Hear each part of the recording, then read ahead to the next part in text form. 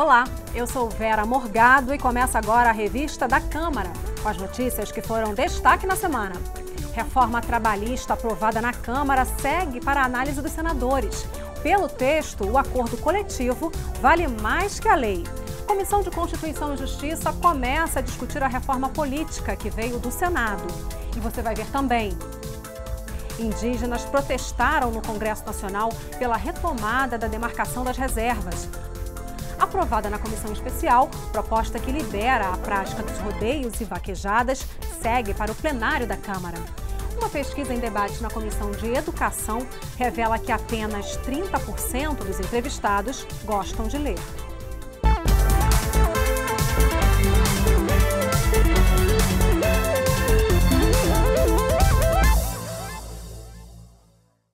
Em mais um dia de votação do projeto de socorro aos estados, o plenário da Câmara derrubou a exigência de os estados participantes do regime de recuperação fiscal aumentarem para 14% a alíquota de contribuição previdenciária dos servidores estaduais.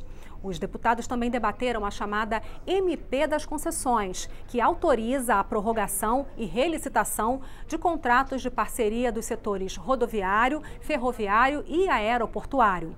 O tema mais importante da semana foi a reforma trabalhista, aprovada por 296 votos a favor e 177 contra, e que agora segue para a análise do Senado Federal. No entendimento dos deputados, o acordo coletivo deve valer mais que a lei, em pontos como jornada de trabalho e banco de horas anual. A repórter Gine Moraes mostra como foi a votação e como ficou a proposta. Quase 90 milhões de brasileiros e brasileiras têm alguma ocupação para ganhar dinheiro e nem metade trabalha com carteira assinada. A proposta de reforma trabalhista atinge todos os trabalhadores, além de patrões, sindicatos e a Justiça do Trabalho. Por ser muito polêmica, a discussão foi acirrada no plenário da Câmara. Deputados da oposição tentaram de diversas formas barrar a votação. Nós não podemos votar esta matéria antes de apreciar as medidas provisórias. Isso é uma ilegalidade, é uma inconstitucionalidade. São mais de 100 direitos dos trabalhadores brasileiros que estão sendo retirados. E a gente não pode aceitar que isso aconteça. O pessoal vai continuar em obstrução. Mas as tentativas foram frustradas. Com maioria, a base governista argumentava que a proposta vai incentivar a criação de empregos no país. Auxílio-doença, insalubridade, férias, 13º, trabalhador não vai ter prejuízo nos seus direitos. O que estamos fazendo é um novo regramento para modernizar, para flexibilizar e para botar o país na modernidade que precisamos. Nós estamos aqui prestando um serviço à comunidade brasileira. Nós precisamos ter leis. O nosso trabalho vai facilitar o trabalho da Justiça do Trabalho. E com o avanço da discussão, vieram vários momentos tensos. Tire essa placa, por favor, que está na frente do deputado.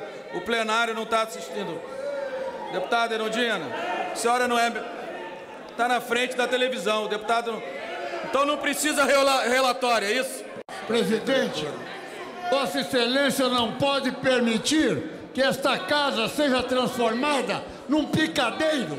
Um dos pontos aprovados e que gerou bastante divergência foi o que autoriza que acordos entre empresa e empregados valham mais que a CLT, a consolidação das leis do trabalho. E isso para assuntos como parcelamento de férias em até 3 vezes, jornada de trabalho que não pode passar de 12 horas diárias, banco de horas e trabalho fora da sede da empresa, o chamado teletrabalho ou home office. Esses acordos são coletivos e não podem tratar de direitos como 13º salário, FGTS e direito de greve, por exemplo. Para o governo, isso moderniza as regras. Para a oposição, tira direitos. O projeto quer instituir que o negociado prevalecerá sobre o legislado. Ora, a lei já permite isso. Então, para que a mudança? Para que o negociado possa ser pior do que a lei. Tu faz um acordo entre patrões e empregados, entre sindicato patronal e sindicato dos trabalhadores. Você assina e não tem valor.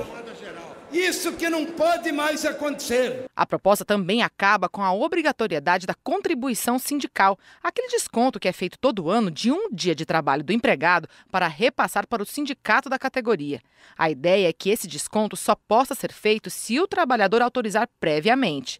Ainda elimina a exigência da rescisão contratual ser feita em sindicatos. Ela passa a ser feita na própria empresa, na presença dos advogados do patrão e do funcionário. Sobre o tempo de trabalho, autoriza a realização da jornada conhecida como 12/36, 12 horas de trabalho com 36 horas de descanso. E deixa claro que o tempo que o empregado leva para ir e voltar do trabalho não deve ser contado na jornada de trabalho, mesmo que o deslocamento seja com transporte fornecido pela empresa. Sobre as garantias trabalhistas, a proposta determina que, quando uma empresa compra outra, assume também as obrigações trabalhistas da empresa comprada. Também cria uma quarentena de 1 ano e meio para impedir que trabalhadores demitidos de uma empresa não possam ser imediatamente contratados como terceirizados pela mesma empresa na mesma função. Em relação à justiça, a proposta limita o poder de tribunais de interpretar a lei e torna mais rigorosas as exigências para uma ação trabalhista. Quando mover um processo judicial, o trabalhador será obrigado a comparecer às audiências e pagar as custas do processo se perder.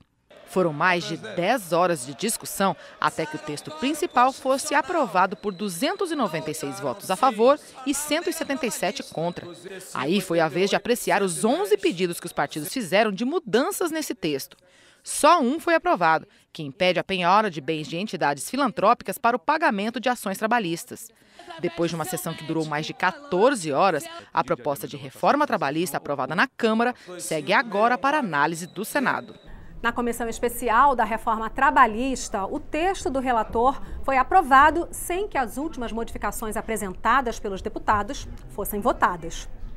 A sessão começou pela manhã, mas somente às 4h30 da tarde o parecer foi aprovado com 27 votos a favor e 10 contra. Após a aprovação do parecer final, estava prevista a votação de mais de 20 destaques apresentados pelos deputados.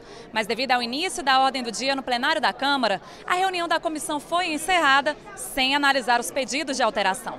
É um golpe, é uma manobra, é uma ofensa ao bom processo legislativo e à democracia. Foi abortada a conclusão das discussões aqui. Os nossos destaques ficaram jogados fora e a comissão se extingue melancolicamente. Esse projeto foi o segundo projeto mais emendado da história do parlamento nos últimos 14 anos. Mais de 1.400 emendas. Então, a democracia, no processo de consulta à sociedade civil organizada, se fez. As atenções agora se voltam para a reforma da Previdência, com votação prevista para a próxima quarta-feira na comissão especial. Um acordo entre o governo e a oposição reservou a semana que passou para os últimos debates. O governo diz que pode até haver mudanças nos prazos, mas não no texto final. Rodrigo Maia se reuniu na residência oficial com o presidente da República, Michel Temer, do Senado, Eunício Oliveira, 12 governadores, 3 vice-governadores, ministros e deputados da base do governo. O encontro serviu para que os governadores conhecessem o relatório do deputado Arthur Oliveira Maia. Se nós não dermos a solução, sem dúvida nenhuma, todos os municípios, os estados e a União serão engolidos pela falta de condições de cumprir os seus compromissos financeiros nos próximos anos. Por causa das concessões feitas pelo governo, Rodrigo Maia afirmou que a discussão do assunto não esgotará com a votação desse texto. Não é um tema que acaba nessa votação, até porque algumas concessões foram feitas, então, sem dúvida nenhuma, o que nós precisamos nessa reforma é garantir uma sinalização forte para que, principalmente com a aprovação da reforma da Previdência, a relação dívida-PIB, o crescimento do endividamento não saia de controle. Isso é muito importante. O presidente Michel Temer disse que as alterações no texto foram resultado de negociações realizadas democraticamente no Congresso. Nós mandamos uma reforma completa, digamos assim, mas sabedores, democraticamente, de que o Congresso, que é o filtro das aspirações populares, iria naturalmente fazer uma série de propostas, como foram feitas. O relator percorreu todas as bancadas, ouviu as observações todas, trouxe as observações e nós dissemos, eu disse, olha, pode negociar, porque a linha mestra da reforma é exatamente a questão da idade. Ele foi, negociou e amenizou enormemente aquele projeto inaugural. Então não há mais razão, penso eu, para que se diga que não se deva aprovar a reforma da Previdência. O relator, por sua vez, avisa: não mexe em mais nada no texto. O fato de se fazer pressão não quer dizer que vai fazer modificação. É próprio, é natural. Eu quero dizer, às vezes até eu vejo a própria imprensa criticando quem faz pressão.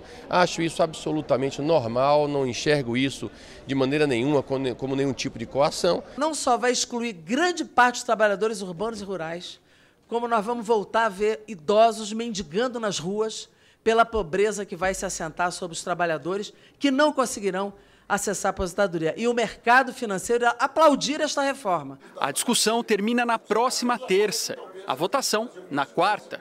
O motivo? A outra reforma trabalhista manteve os deputados votando madrugada adentro. Para a Previdência, faltou quórum. Um tema de tanta relevância não merece ter concluída a sua discussão num ambiente de esvaziamento na comissão. Por isto foi que decidimos pela transferência. Transferência e não adiamento. Entre uma coisa e outra aí existe um abismo de entendimento. Diferença que ficou ainda mais profunda com a aprovação da reforma trabalhista. Foram 296 votos a favor, um placar com duas leituras bem diferentes. A oposição lembra que para a reforma da Previdência são necessários 308 votos, 12 a mais. O governo responde: a aprovação da reforma trabalhista indica que a base aliada está se reorganizando. Começar a trabalhar os que não puderam estar presentes, que a gente sabe que votam, e trabalhar aqueles que votaram contra, que é possível reverter o voto. Com a mobilização que está acontecendo, com a greve geral do dia 28, só vai se ampliar a fragmentação dessa base de governo e eles não vão conseguir aprovar essa modificação constitucional. E os indígenas protestaram aqui no Congresso Nacional. Foi pela retomada da demarcação das reservas.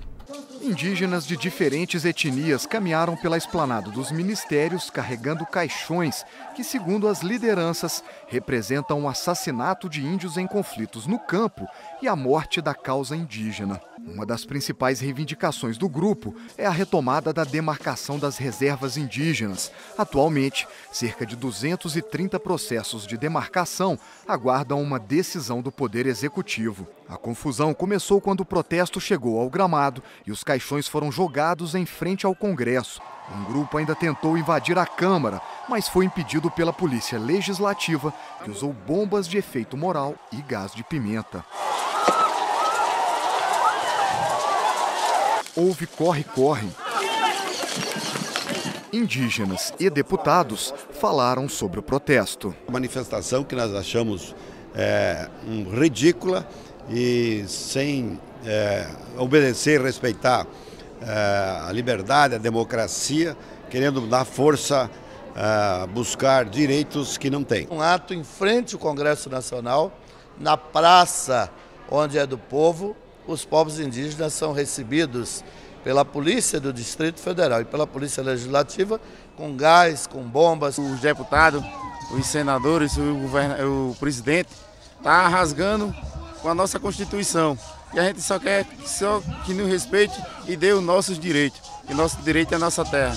Os deputados afirmaram que o presidente da Câmara assumiu o compromisso de que os índios serão ouvidos antes da votação de matérias que afetem seus interesses. Eu acho que essa conquista é uma conquista muito importante e se qualquer matéria caminhar para ser votada nessa casa, que afete os povos indígenas, nós vamos lembrar o presidente desse compromisso dele. O compromisso é: os indígenas têm que ser consultados quando os projetos que interferem na sua vida, afetarem a sua vida, as suas terras, o seu direito ancestral estiver em risco.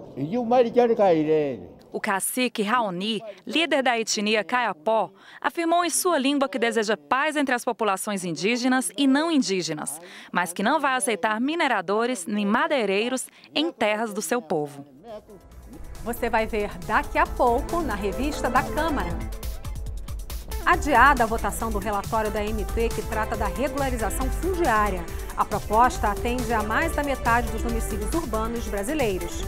Uma pesquisa em debate na Comissão de Educação revela que apenas 30% dos entrevistados gostam de ler.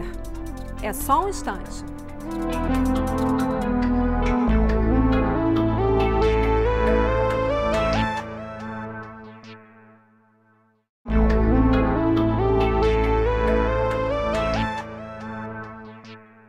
Os senadores aprovaram um projeto que altera a definição dos crimes de abuso de autoridade. O texto prevê punições para servidores públicos e militares, membros do Poder Legislativo, Judiciário, do Ministério Público e dos tribunais ou conselhos de contas. Entre as punições estão a inabilitação para o exercício do cargo por até 5 anos e até mesmo a perda do cargo, do mandato ou da função pública em caso de reincidência. A proposta vem agora aqui para a análise dos deputados. Na semana que passou, a Comissão de Constituição e Justiça começou a discutir o parecer sobre a PEC da reforma política, que veio do Senado. A cláusula de desempenho dos partidos políticos é o ponto mais polêmico da proposta. O objetivo da proposta de reforma política aprovada pelo Senado é reduzir o número de partidos. Na Comissão de Constituição e Justiça, primeira etapa da tramitação na Câmara, o relator fez um parecer favorável à discussão da PEC. Só que na Câmara são 28 partidos em funcionamento, 35 partidos em funcionamento no Brasil e logo mais 50 estarão autorizados a funcionar, ou seja, temos o risco de no próximo ano ter 90 partidos. Então a PEC ela não vai impedir a criação desses partidos, mas ela vai restringir, por exemplo, o acesso do fundo partidário, o Tempo TV e o funcionamento como bancada. Deputados de pequenos partidos tentaram impedir a discussão. Se a Câmara instalou uma comissão especial para discutir a reforma política, por que eles vêm atravessando na CCJ uma PEC que trata dos mesmos assuntos que está sendo tratado na reforma política? Então, a princípio, ela não deveria nem estar tramitando aqui. Mas os requerimentos foram derrotados e a discussão da proposta prosseguiu. Ela é a nossa única chance de produzir uma mudança para a eleição de 2018. O ponto mais polêmico da proposta é a recriação da chamada cláusula de desempenho, que exige um número mínimo de votos para o partido ter lugar no Congresso e receber o fundo partidário. É a monopolização da vida política nacional por 6 ou 7 grandes partidos. Em relação à federação e ao fim da coligação, o PCdoB vota favorável. A nossa discussão é apenas em relação à cláusula de desempenho. O deputado Marcos Rogério, do Democratas de Rondônia, apresentou um voto em separado contrário à proposta. Na CPI da Lei Rouanet, foi apresentado o relatório final. Uma das sugestões do relatório é o encaminhamento ao Ministério Público das investigações realizadas pela CPI sobre os desvios de recursos por meio da Lei Rouanet, que foram feitas a partir da Operação Boca Livre, da Polícia Federal. O parecer preliminar também pede providências ao Ministério da Cultura para melhorar os mecanismos de controle, evitar novos desvios, além de recuperar o dinheiro público desviado. Chega a 1 bilhão e 200 milhões por ano de incentivo fiscal aplicado diretamente na cultura. O problema é ter sido desviado uma parte disso. Chegamos a identificar valores significativos ao longo de alguns anos. Só esse grupo do Boca Livre, aí, do Bellini, se apropriou de mais de 100 milhões de reais e uma parte significativa disso desviado criminosamente, que nós entendemos que requer punição e todo um esforço para recuperar esse dinheiro. Além dos desvios, o relator afirma que muitas vezes a lei beneficia grandes artistas em detrimento de iniciantes e de pequenas produções. A ideia é que as mudanças democratizem o acesso aos recursos pelo setor cultural. A concentração na região sudeste, a concentração desses investimentos em artistas já consagrados é uma desvirtuação da lei. Não é algo intencional dos gestores. Isso prejudica o objetivo principal da lei, eu diria até para o qual ela foi principalmente construída, que é buscar incentivar artistas, produções culturais que têm mais dificuldade de se colocar no mercado. O Supremo Tribunal Federal autorizou a cobrança de mensalidade em curso de especialização oferecido por universidades públicas. Há menos de um mês, por apenas 4 votos, a Câmara não conseguiu aprovar uma emenda constitucional com a mesma finalidade. Várias universidades públicas no país já cobram por cursos oferecidos para atender demanda de empresas e governos.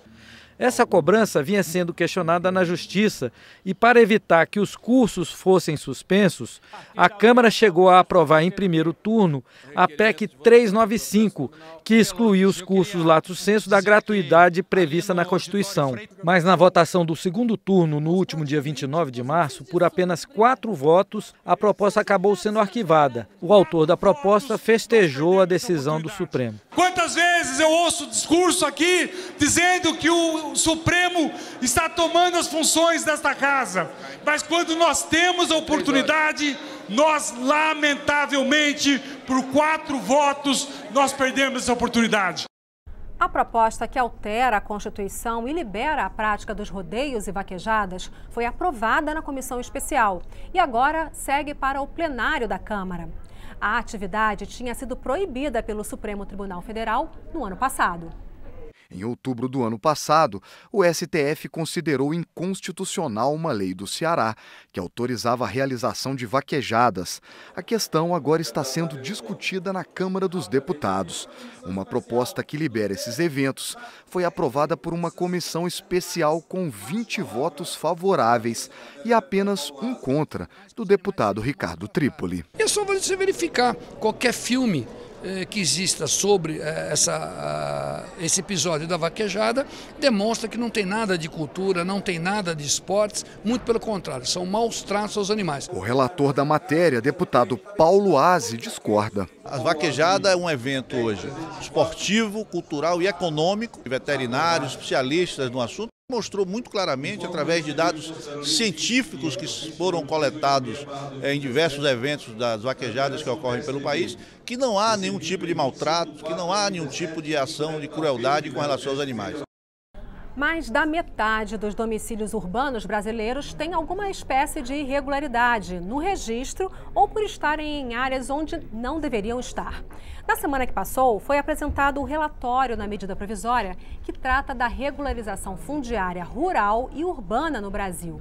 A MP pode facilitar a regularização de favelas e condomínios, mas tem recebido críticas por transferir aos municípios e ao Distrito Federal os principais atos de regularização urbana, hoje atribuídos aos cartórios.